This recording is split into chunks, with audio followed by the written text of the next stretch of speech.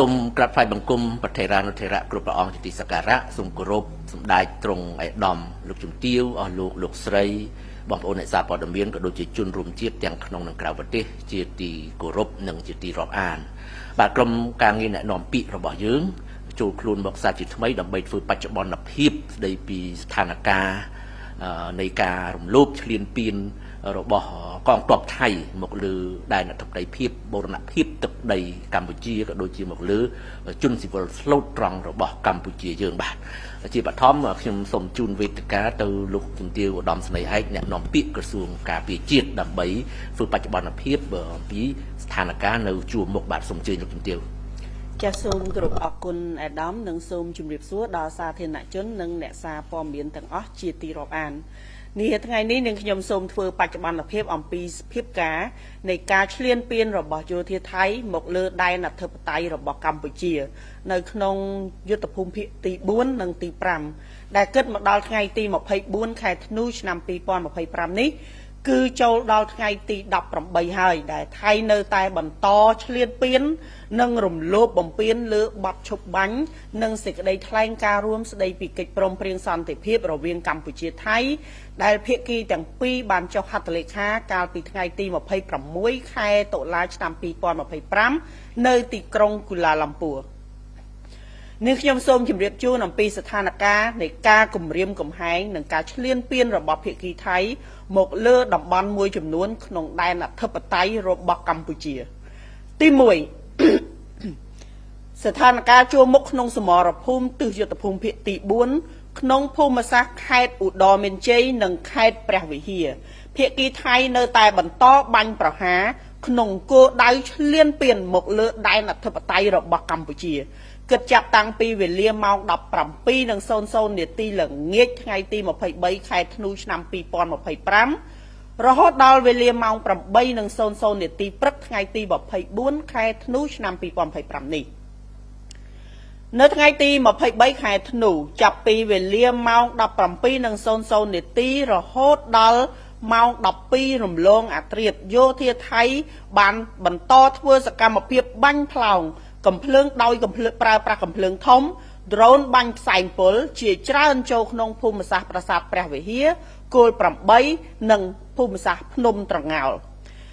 ចាប់ពីវេលាម៉ោង 17:00 នាទីរហូតដល់ម៉ោង 19:00 នាទីល្ងាចយោធាថៃបានបន្តបាញ់ប្រហារដោយប្រើប្រាស់កំភ្លើងធំនិងរថក្រោះចូលភូមិសាស្ត្រប្រាសាទតាមាន់និងជប់កគីចាប់ពីវេលាម៉ោង 18:00 នាទីយោធាថៃបានបន្តបាញ់កំភ្លើងធំគ្រប់ប្រភេទចូលក្នុងភូមិសាស្ត្រគោល8ភ្នំត្រងោលតាសឹមប្រាសាទព្រះវិហារតាថាវរហូតដល់វេលាម៉ោង 9:15 នាទីយប់ចូលមកដល់ថ្ងៃទី24ខែធ្នូឆ្នាំ2025នៅវេលាម៉ោង 12 រំលងអាត្រៀតយោធាថៃនៅបន្តបាញ់ផ្លោងពីចម្ងាយចូលក្នុងភូមិសាស្ត្រប្រាសាទព្រះវិហារនៅវេលាម៉ោង 7:00 នាទីព្រឹកនេះយោធាថៃបានបន្តបាញ់កំភ្លើងធំចូលក្នុងភូមិសាស្ត្រប្រាសាទព្រះវិហារចាប់ពីវេលាម៉ោង 7:15 នាទីរហូតដល់ម៉ោង 8:00 នាទីព្រឹកយោធាថៃបានធ្វើសកម្មភាពវាយសន្ធាប់យ៉ាងខ្លាំងដោយប្រើប្រាស់កំភ្លើងធំនិងដ្រូនអត្តឃាតនៅក្នុងភូមិសាស្ត្រច័ន្ទក្រហមនិងប្រាសាទព្រះវិហារនេះខ្ញុំសូមជម្រាបជូនថាស្ថានភាពជួរមុខនៅទីតាំងមួយចំនួននៅមានសភាពស្ងប់ស្ងាត់ខណៈនៅទីតាំងមួយចំនួនដែលយោធាថៃនៅបន្តធ្វើសកម្មភាពវាយប្រហារមកលើដែនអធិបតេយ្យរបស់កម្ពុជានៅឡើយកងកម្លាំងរបស់យើងនៅកំពុងប្រយុទ្ធតស៊ូយ៉ាងស្វិតស្វាញជាមួយសត្រូវឈ្លានពាននិងបន្តតាមដានដោយយកចិត្តទុកដាក់និងប្រុងប្រយ័ត្នខ្ពស់បំផុតក្នុងការបំពេញតួនាទី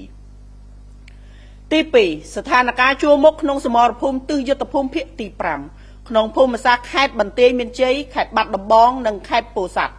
ភាគីថៃនៅតែបន្តបាញ់ប្រហារដើម្បីឈ្លានពានលើដែនអធិបតេយ្យរបស់កម្ពុជាគិតចាប់តាំងពីវេលាម៉ោង 17:00 នាទីល្ងាចថ្ងៃទី23រហូតដល់វេលាម៉ោង 8:00 នាទីព្រឹកថ្ងៃទី24ខែធ្នូឆ្នាំ2025នេះ គិតចាប់តាំងពីវេលាម៉ោង 17:00 នាទីល្ងាចថ្ងៃទី 23 រហូតដល់វេលាម៉ោង 6:00 នាទីព្រឹកថ្ងៃទី 24 យោធាថៃបានធ្វើសកម្មភាពបាញ់ផ្លោងប្រមាណ 150 គ្រាប់ចូលក្នុងភូមិសាស្ត្របឹងត្រកួនគិតចាប់តាំងពីវេលាម៉ោង 17:00 នាទីល្ងាចថ្ងៃទី 23 រហូតដល់វេលាម៉ោង 6:00 នាទីព្រឹកថ្ងៃទី 24 យោធាថៃបានបន្តបាញ់ផ្លោងប្រមាណជាង 120 គ្រាប់ចូលក្នុងភូមិសាស្ត្រភូមិព្រៃច័ន្ទគិតចាប់តាំងពីវេលាម៉ោង 17:00 នាទីល្ងាចថ្ងៃទី 23 រហូតដល់វេលាម៉ោង 6:00 នាទីព្រឹកថ្ងៃទី 24 យោធាថៃបានបន្តបាញ់ផ្លោងប្រមាណ 80 គ្រាប់បន្ថែមទៀតចូលក្នុងភូមិសាស្ត្រភូមិជោគជ័យគិតចាប់តាំងពីវេលាម៉ោង 19:30 នាទីរហូតដល់ម៉ោង 21:30 នាទីយោធាថៃបានបាញ់ភ្លើងបំភ្លឺចំនួន 4 គ្រាប់ចូលក្នុងភូមិសាស្ត្រក្រុងប៉ោយប៉ែតខេត្តបន្ទាយមានជ័យនៅវេលាម៉ោង 20:02 នាទីយប់យោធាថៃបានបាញ់ភ្លើងបំភ្លឺនៅក្នុងភូមិសាស្ត្រឃុំថ្មដានៅវេលាម៉ោង 21:30 នាទីយោធាថៃបានបាញ់ផ្លោងចំនួន 7 គ្រាប់ចូលក្នុងភូមិសាស្ត្រភ្នំព្រឹកនាងខ្ញុំសូមជម្រាបជូនបន្ថែមនៅព្រឹកនេះគឺនៅថ្ងៃទី 24 ខែធ្នូនៅវេលាម៉ោង 7:00 នាទីព្រឹកកម្លាំងថ្មើរជើងរបស់យោធាថៃអមដោយរថពាដែកបានកំពុងព្យាយាមរុលចូលក្នុងភូមិសាស្ត្រភូមិជោគជ័យនៅវេលាម៉ោង 7:12 នាទីព្រឹកនេះកម្លាំងថ្មើរជើងរបស់យោធាថៃអមដោយរថក្រោះកំពុងបន្តព្យាយាមរុលចូលក្នុងភូមិសាស្ត្រភូមិជោគជ័យបន្ថែមទៀតស្ថានភាពជួរមុខក្នុងទីតាំងមួយចំនួននៅមានសភាពស្ងប់ស្ងាត់ខណៈនៅទីតាំងមួយចំនួនយោធាថៃនៅតែបន្តសកម្មភាពវាយប្រហារមកលើដែនអធិបតេយ្យរបស់កម្ពុជានៅឡើយកងកម្លាំងរបស់យើងកំពុងប្រយុទ្ធតស៊ូយ៉ាងស្វិតស្វាញជាមួយនឹងសត្រូវឈ្លានពាននិងបន្តតាមដានដោយយកចិត្តទុកដាក់និងប្រុងប្រយ័ត្នខ្ពស់ជានិច្ចក្រសួងការពារជាតិកម្ពុជាទាមទារឲ្យយោធាថៃបញ្ឈប់ជាបន្ទាន់នៅទង្វើភូតភរកុហកបោកប្រាស់បំភ្លៃការពិតគ្រប់ហេតុផលនិងលេសដោះសារជាច្រើនដែលមិនចេះចប់មិនចេះហើយដើម្បីបិទបាំងសកម្មភាពឈ្លានពានដ៏កម្រោលរបស់ខ្លួនដោយប្រើប្រាស់ប្រដាប់អាវុធមកលើកម្ពុជានិងស្នើឲ្យត្រឡប់ទៅធ្វើកិច្ចការដែលមានវិជ្ជាជីវៈនិងមានភាពថ្លៃថ្នូរព្រោះគ្រប់ទង្វើរបស់យោធាថៃគឺបង្ហាញយ៉ាងច្បាស់ក្រឡែតដោយចេតនារបស់ថៃក្នុងការរំលោភបំពានឈ្លានពានទឹកដីកម្ពុជាតាមរយៈការប្រើប្រាស់កម្លាំងប្រដាប់អាវុធនិងផែនទីឯកតោភាគីរបស់ខ្លួនដែលមិនត្រូវបានទទួលស្គាល់ជាអន្តរជាតិនោះទេសកម្មភាពទាំងនេះជាទង្វើផ្ទុយនឹងច្បាប់អន្តរជាតិនិងគោលការណ៍ធម្មនុញ្ញអង្គការសហប្រជាជាតិនិងជាការគំរាមកំហែងដ៏ធំបំផុតដល់សន្តិភាពនិងស្ថិរភាពក្នុងតំបន់និងពិភពលោកក្នុងន័យនេះកម្ពុជាសូមអំពាវនាវឲ្យសហគមន៍អន្តរជាតិថ្កោលទោសយ៉ាងម៉ឺងម៉ាត់និងមិនងាករេចំពោះការរំលោភបំពានសេចក្តីថ្លែងការណ៍រួមស្តីពីកិច្ចព្រមព្រៀងសន្តិភាពរវាងកម្ពុជានិងថៃនិងសកម្មភាពឧក្រិដ្ឋកម្មសង្គ្រាមខុសច្បាប់របស់ថៃម្ដងហើយម្ដងទៀតនេះដោយទាមទារឲ្យថៃទទួលខុសត្រូវទាំងស្រុងចំពោះការរំលោភបំពានដ៏កម្រោលនិងអមនុស្សធម៌នេះ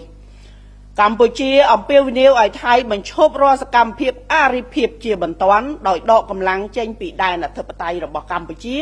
និងជៀសវាងសកម្មភាពឈ្លានពានគំរាមកំហែងដល់សន្តិភាពនិងស្ថិរភាពក្នុងតំបន់កម្ពុជាសូមបញ្ជាក់សារជាថ្មីនៅការបដិញ្ញាចិត្តយ៉ាងខ្ជាប់ខ្ជួនរបស់ខ្លួនក្នុងការគោរពនិងអនុវត្តតាម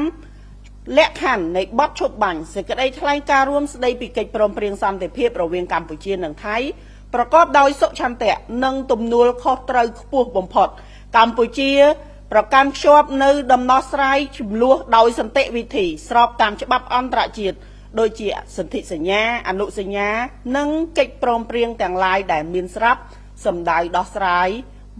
រកដំណោះស្រាយមួយដោយយុត្តិធម៌ត្រឹមត្រូវយូរអង្វែងនិងស្របតាមច្បាប់អន្តរជាតិ កម្ពុជាក៏សង្ឃឹមផងដែរថាភាគីថៃគោរពនៅសេចក្តីថ្លែងការណ៍រួមស្តីពីកិច្ចព្រមព្រៀងសន្តិភាពរវាងកម្ពុជានិងថៃដែលបានចុះហត្ថលេខាកាលពីខែតុលាដោយកម្ពុជាដែរសូមគូបញ្ជាក់ថាមកដល់ម៉ោងនេះវីរៈកងទ័ពនិងវីរៈនគរបាលកម្ពុជា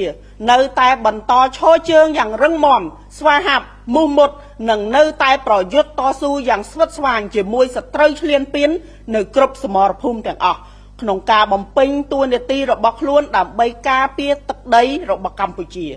យើងក៏សូមបញ្ជាក់នៅសិទ្ធិស្វ័យការពារដែនអធិបតេយ្យរបស់យើងដោយដែលមានចែងនៅក្នុងច្បាប់អន្តរជាតិដើម្បីការពារបូរណភាពទឹកដីនិងប្រជាជនរបស់យើងទោះក្នុងតម្លៃណាក៏ដោយសូមប្រជាពលរដ្ឋជឿជាក់និងបន្តលើកទឹកចិត្តដល់វីរៈកងទ័ពដ៏អង្អាចក្លាហានរបស់យើងដែលកំពុងប្រយុទ្ធតស៊ូយ៉ាងខ្លាំងក្លានៅគ្រប់បណ្ដាសមរភូមិទាំងអស់ជាមួយសត្រូវឈ្លានពាន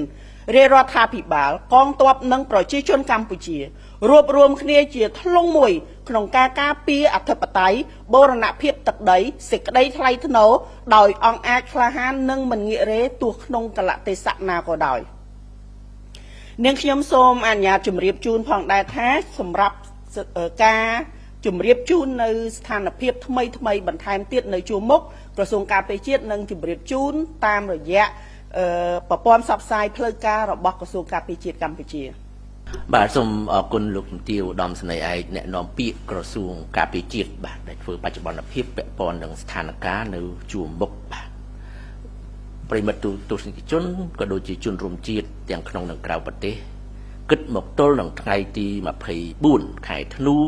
ឆ្នាំ2025នេះមានរយៈពេល18ថ្ងៃហើយដែលទាហានថៃបានបើកការវាយប្រហារឈ្លានពានយ៉ាងកម្រោលមកលើដែនអធិបតេយ្យភាពនិងបូរណភាពទឹកដីកម្ពុជាកាលពីថ្ងៃទី7ធ្នូកងទ័ពឈ្លានពានថៃបានទម្លាក់គ្រាប់បែកលើទីតាំងស៊ីវិលដោយមិនរើសមុខមិនរើសទីកន្លែងដែលធ្វើឲ្យជនស៊ីវិលស្លូតត្រង់កម្ពុជារងគ្រោះជាច្រើននិងបន្តកើនឡើងជាលំដាប់ខណៈដែលហេដ្ឋារចនាសម្ព័ន្ធស៊ីវិលក៏រងការបំផ្លិចបំផ្លាញជារៀងរាល់ថ្ងៃរហូតមកទល់នឹងពេលនេះមានជនស៊ីវិលស្លូតត្រង់ខ្មែរស្លាប់ចំនួន21នាក់និងរងរបួស83នាក់ក្នុងនោះមានស្ត្រីកុមារនិងមនុស្សចាស់ចំណែកប្រជាជនភៀសសឹកចេញពីផ្ទះសម្បែងបានកើនដល់ជាង60,000នាក់ហើយហេដ្ឋារចនាសម្ព័ន្ធស៊ីវិលជាច្រើនមានដូចជាផ្ទះសម្បែងផ្លូវស្ពានសាលារៀនមណ្ឌលសុខភាពមន្ទីរពេទ្យផ្សារអគារអាជីវកម្មឯកជនវត្តអារាមរហូតដល់ប្រាសាទបុរាណដែលជាសម្បត្តិបេតិកភណ្ឌដ៏មានតម្លៃរបស់មនុស្សជាតិបានរងការបំផ្លិចបំផ្លាញជារៀងរាល់ថ្ងៃពីការទម្លាក់គ្រាប់បែករបស់ទីហ៊ានឈ្លានពានថៃបើទោះបីជាមេដឹកនាំថៃខិតខំភូតកុហកបំភ្លៃការពិតនិងបង្វែរស្ថានភាពដើម្បីបិទបាំងអំពើឈ្លានពានទឹកដីកម្ពុជានិងចង់គេចវេះពីអំពើអក្រិតកម្មរបស់ខ្លួនមកលើជនស៊ីវិលស្លូតត្រង់ខ្មែរយ៉ាងណាក៏ដោយក៏ពួកគេមិនអាចបិទបាំងការពិតពីភ្នែកសហគមន៍អន្តរជាតិបានឡើយការប្រើប្រាស់អាវុធធុនធ្ងន់គ្រប់ប្រភេទដែលមានសមត្ថភាពបំផ្លាញខ្ពស់ដូចជាយន្តហោះទម្លាក់គ្រាប់បែក F-16 នាវាចម្បាំង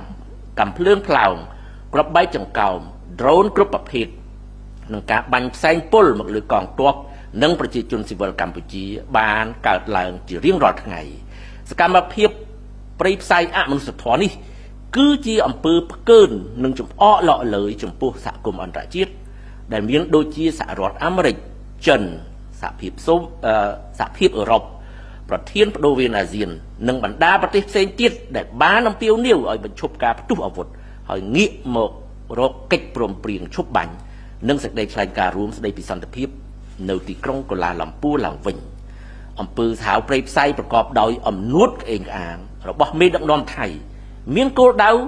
វាយបំបាក់ទឹកចិត្តខ្មែរនិងបំបែកកម្លាំងសាមគ្គីរវាងប្រជាពលរដ្ឋនិងថ្នាក់ដឹកនាំដោយពួកគេសង្ឃឹមថាអាចធ្វើឲ្យប្រជាពលរដ្ឋខ្មែរនឹងបាក់ស្បាតនិងបាត់ជំនឿចិត្តទៅលើរាជរដ្ឋាភិបាលប៉ុន្តែពួកគេពិតជាយល់ច្រឡំខុសឆ្លាស់សម្រាប់ប្រជាជាតិខ្មែរអំពើឈ្លានពានយ៉ាងកម្រោលបែបនេះ